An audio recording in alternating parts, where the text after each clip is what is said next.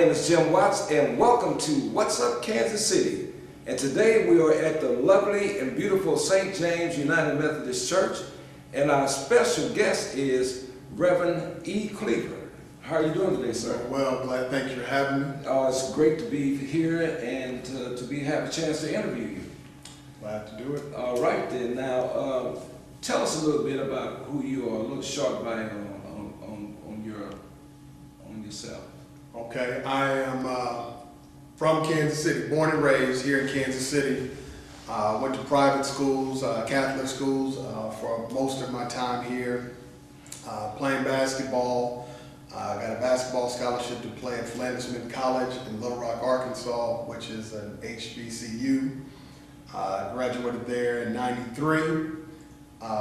Really just floated around trying to find what it was I was supposed to do in life, and then in 1995 I accepted my calling into ministry.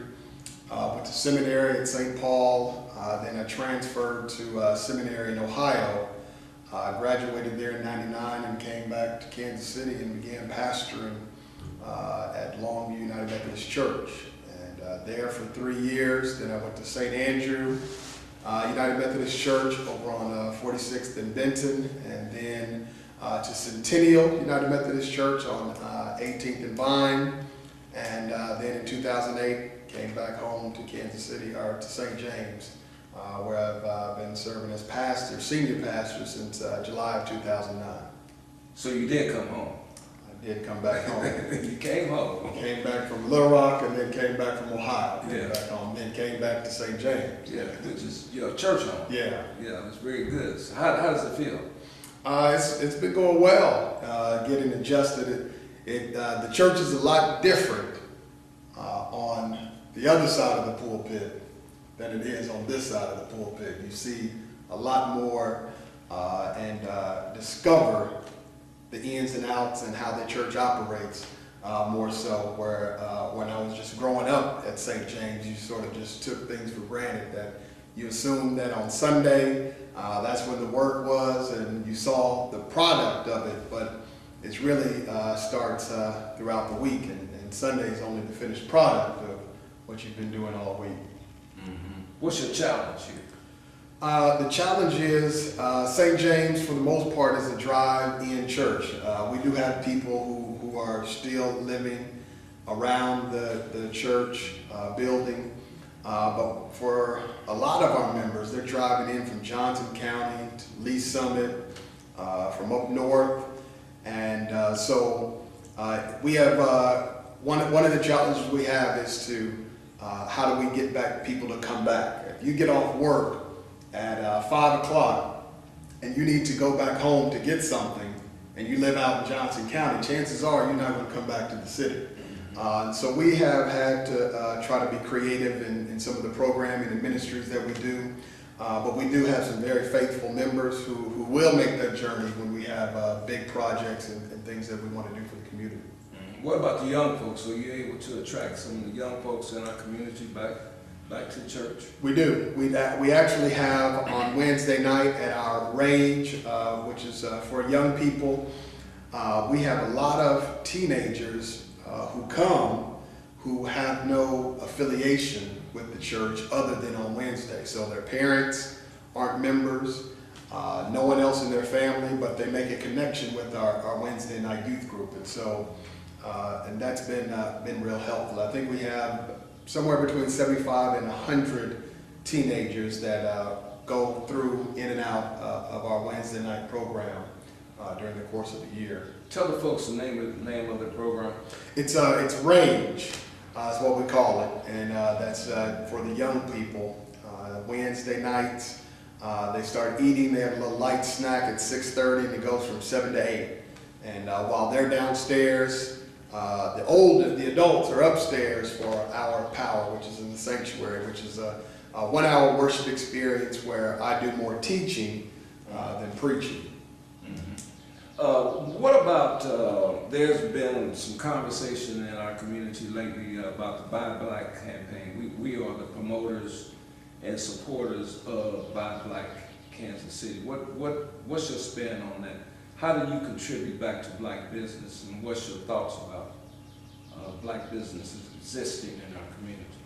I'm all for black businesses and supporting black businesses.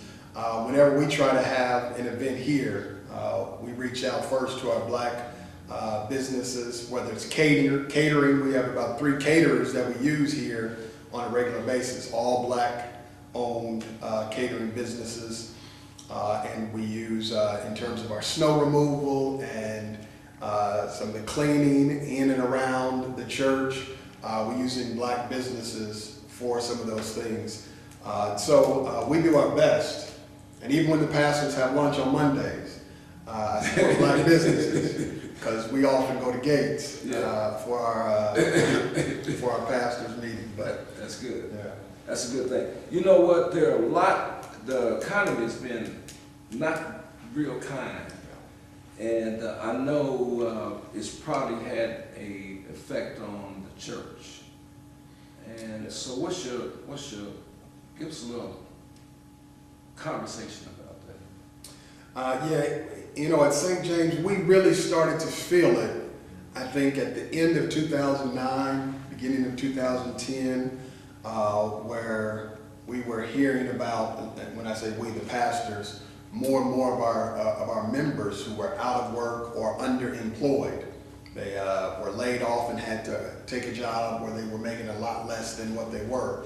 And so we felt it in the offering, but we really had a lot of people out of work and still do. And if you recall, it was a few months ago where we took up a special offering and said, this is strictly for our members who are in need. We have several people who are doing well in the congregation. And so I made a plea. We need you all to give. This isn't going to go towards the church operation. It's not going to go towards salaries. This is all for members in need. So members will come to one of the pastors and will pay directly to, the light company or gas company. Will pay that through this fund that we have. And so we've done our best, but there's so many in need that it's an ongoing thing. You know what that brings to my mind about employment in our communities. There are a lot of people unemployed. We got the summer's coming up. We got a lot of teenagers out there who probably will be unemployed. And so what's your thoughts about, the employment in the urban area? Yeah, I mean, there has to be a stronger effort to make sure, people in general in the urban core, in the 3rd and 5th districts of Kansas City have equal opportunity. But as the summer months come, it's going to be really important that there's a place and something for our young people, because we know in Kansas City that's when the violence tends to escalate, when people are without something to do. And so I understand that there's some things that the city is working on, but I do think it is important. And we need our elected officials to make sure that when there are city contracts, that minorities have a fair shake at some of those contracts. Mm-hmm. Do you ever talk to the mayor or any of the city council people or county elected officials about that issue? For a time, I used to spend some time with the Concerned Clergy Coalition and Pastor Michael Brooks, who is a city council member, was a part of that group, serving as president. And so that was a constant conversation that we had. I have not talked to the mayor about that. I don't have an opportunity to see or have contact with him that much, although he did appoint me to this new commission to talk about local control for our police department. But okay. On this subject of jobs, I have not talked. Mm-hmm. The church can play a very strong role in our community to uplift our communities with jobs, social issues, economic issues. What do you think the best that the church could do to help bring our community up? I think churches, and I'm going to put St. James in that, we do a good job of what I call mercy ministries and that is helping. We have a food pantry, we give food away. We have clothes closet, we give clothes away. But what churches sometimes lack are empowerment ministries, and that is teaching people how to go out and get.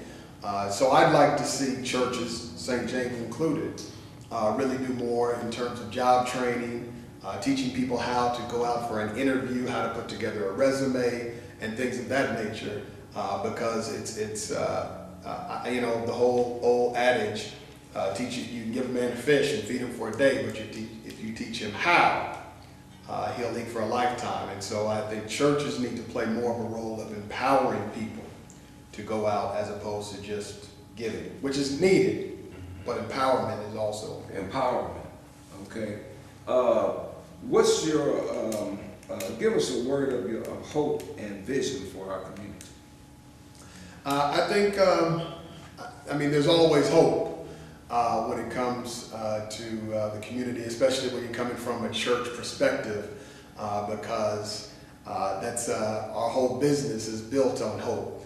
And so the hope that I have for the community is that the churches in each community would really reach out to those communities. I once heard somebody say in a barbershop of all places that if churches just took the neighborhoods that they were in, I mean, this city would be a lot stronger.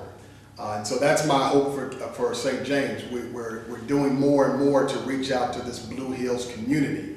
And we're going to keep on pushing and doing more to help the people within this area. And that comes down to empowerment, that comes down to helping, comes down to teaching, just comes down to being a support system in our community. A good steward. Being a good steward. Being a good steward. Now, your father is a congressman, right? Yes. Okay, then do you have any political aspiration? I do not have any at this time, and the only way that would happen is God would have to speak to me, and it couldn't be through a sign. It's going to have to be real clear. I'll have to see a burning bush. You have to be clear. Real clear. Because you already know. Yeah, I've seen it.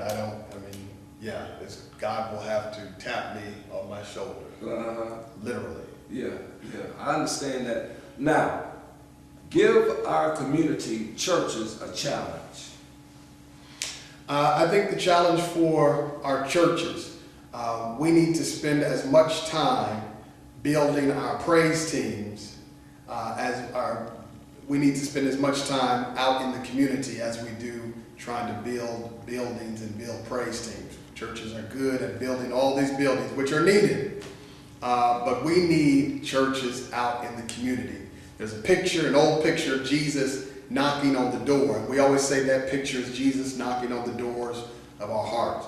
But my challenge and issue to all pastors, congregations, is I want us to look at that picture and say, that's not Jesus knocking on the doors of our heart. That's Jesus knocking on the doors of the church building, telling the church to come out and help and sit and work with those who are outside our walls. And less fortunate. And less fortunate. And in need. Yes. That's right. Ladies and gentlemen, today we've been here at the beautiful and lovely St. James United Methodist Church. My name is Jim Watts. It's been a pleasure talking to young E3, we call him. Is that correct? Yes. And we look forward to hearing more from him in the future. I hope that you pastors out there will take this challenge on. And always remember this. I remember this as a kid, just like it was yesterday. It's to look sharp, it's to be sharp. And what's up, Kansas City? And thank you very much. Hi, I'm Tahiri. And I'm Bea. And we are the City Sisters. We're asking you to take part in the Buy Black Empowerment Initiative. Invest in our futures. We do support small businesses. We do Give back to the community. We do, and always remember, Buy Black.